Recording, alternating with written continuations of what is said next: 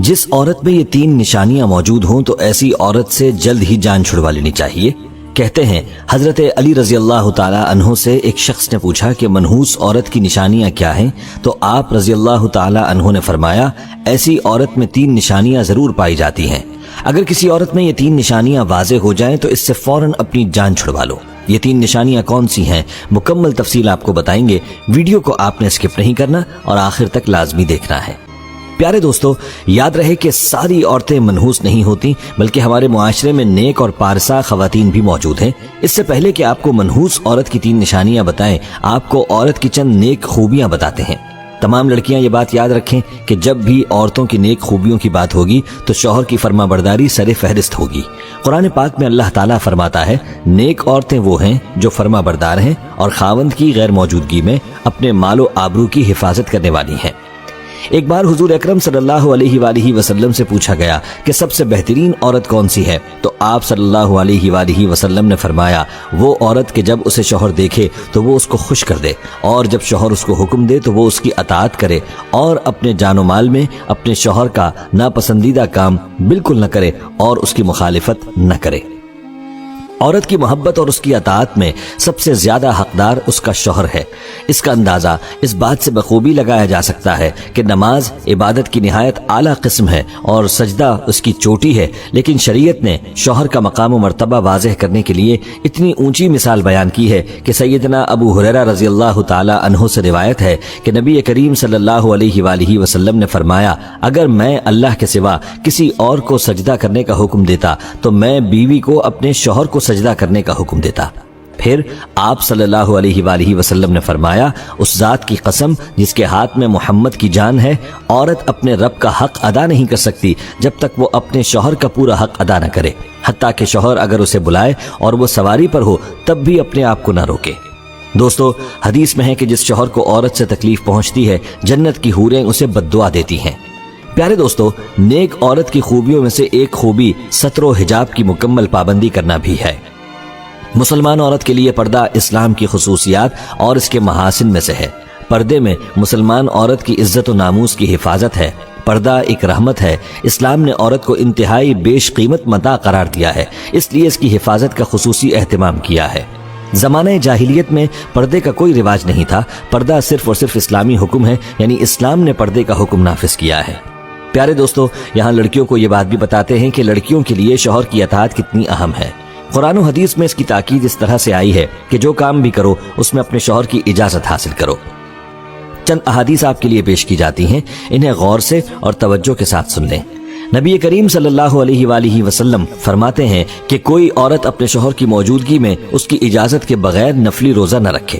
پیارے دوستو، عورت کے لیے حکم ہے کہ شوہر کی اجازت کے بغیر کسی کو گھر میں داخل نہ ہونے دے، جیسا کہ نبی کریم صلی اللہ علیہ وآلہ وسلم کا ارشاد ہے جب بھی کوئی مرد کسی اجنبی عورت کے ساتھ خلوت میں ہوتا ہے تو ان میں تیسرا شیطان ہوتا ہے، اس لیے عورت کو چاہیے کہ وہ کسی مرد کو اجازت نہ دے کہ وہ اس کے شوہر کی غیر موجودگی میں گھر میں داخل ہو۔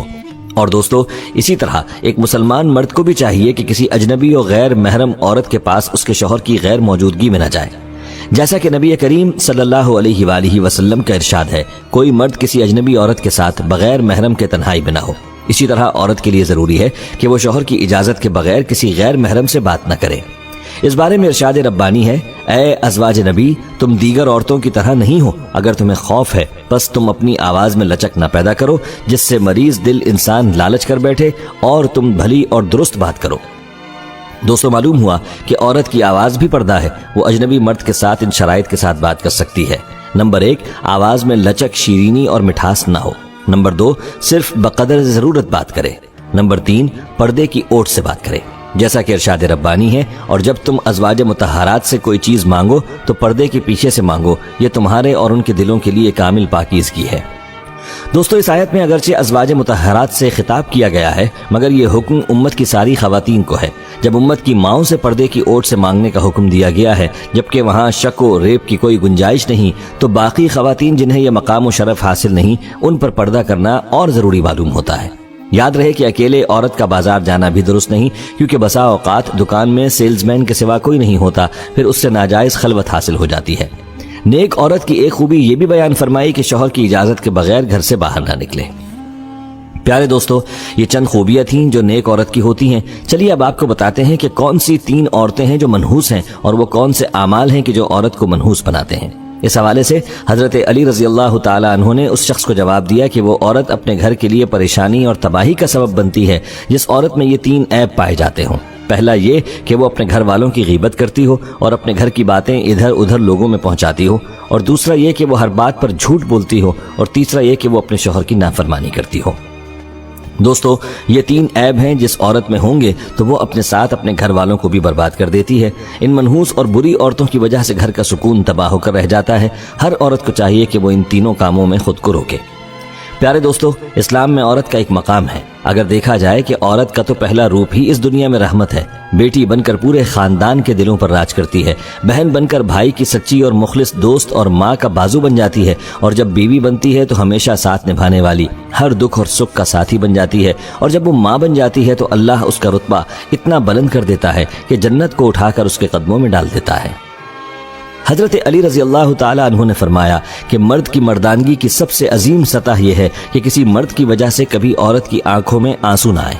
دوستو، معاشرے میں عورت کا فطری مقام اس کا گھر ہے جہاں وہ اپنی چھوٹی سی ریاست کی ملکہ ہے۔ دوستو، اسلام نے عورت کو وہ مقام اور مرتبہ دیا ہے جو کسی دوسرے مذہب نے عورت کو نہیں دیا۔ ہمارے اسلام نے مرد کو عورت کا محافظ قرار دیا ہے، اور یہ ہمارا ہی مذہب اسلام ہے جس نے رشتوں کی پہچان کرائی۔ دوستو، عورت کے لیے حکم ہے کہ کسی اجنبی مرد سے مصافحہ نہ کرے، جیسا کہ نبی کریم صلی اللہ علیہ وآلہ وسلم کا ارشاد ہے، تم میں سے کسی کے سر کو لوہے کی سوئی سے کچو کے لگانا اس بات سے بہتر ہے کہ وہ کسی اجنبی عورت کو چھوئے۔ اور نبی کریم صلی اللہ علیہ وآلہ وسلم کا ارشاد ہے، میں عورتوں سے مصافحہ نہیں کرتا، ایک عورت سے میرا کچھ کہنا 100 عورتوں سے کہنے کے مترادف ہے۔